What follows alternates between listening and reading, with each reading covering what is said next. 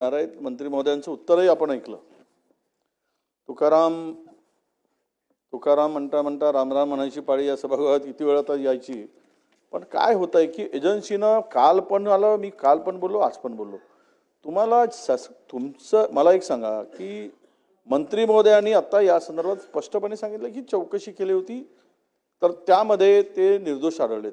मला वाटतं आता तुम्ही हे सगळं प्रकरण सीबीआय ईडी जेवढ्या राष्ट्रीय एजन्सी आहेत ना तेवढ्याकडे हे तुकारामांचं प्रकरण पाठवून द्या आणि कुणीतरी असेल तर नाही तर स्पेशल फोर्स वगैरे नेमा आणि त्याची चौकशी करा, म्हणजे सगळे समाधान होईल। बघा कोण दोषी असेल कारवाई झाली पाहिजे। पुढे गेलं पाहिजे आता नाही माझा प्रश्न आहे ना, सांगा। तो दोषी असेल कारवाई झाली पाहिजे। पण आपण बघा मी मुद्दाम आता फाइंड प्रोसिजरवर आलो तर मग त्यावर वेगळी भूमिका होईल।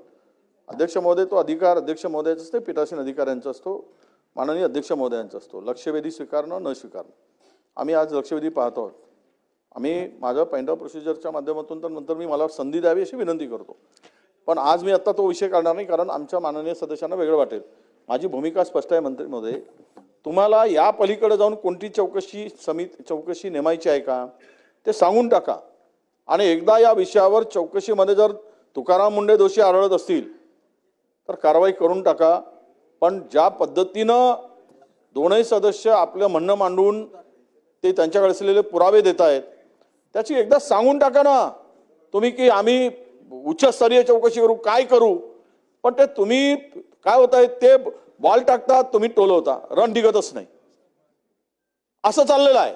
पुन्हा ते जोरानं बॉल टाकतात ताकदीनं आणि तुम्ही पुन्हा हळूच बॉल टोलून टाकता। काहीतरी फैसला करा, संपवा विषय, ठीक आहे अशी आमची विनंती आहे। म्हणून स्पेसिफिक तुम्ही काय आणि त्यांचे घ्या एव्हिडन्स आणि करून टाका कारवाई। आम्हाला काही कोणाच्या अधिकाऱ्यांना वगैरे मनगळीत आम्हाला पाठीशी घालायचं पाहिजे नाही। दोषी असेल तर स्पष्ट सांगा, असलेले सरकार म्हणून तुमच्याकडे कागदपत्र आहेत, एव्हिडन्स आहे आणि एकदाचा सोक्षमोक्ष करून टाका।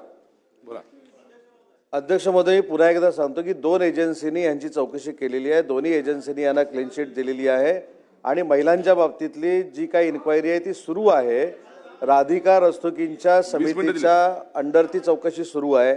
1 महिन्यानंतर त्याचा अहवाल येईल विजय वडेट्टीवार साहेब, आणि त्या अहवालामध्ये जर त्याच्यामध्ये काही नमूद असेल त्या पद्धतीने कारवाई करू सांगितलेलंच आहे। चला, लक्षवेधी क्रमांक 5 श्रीमती देवयानी फरांदे आहेत का?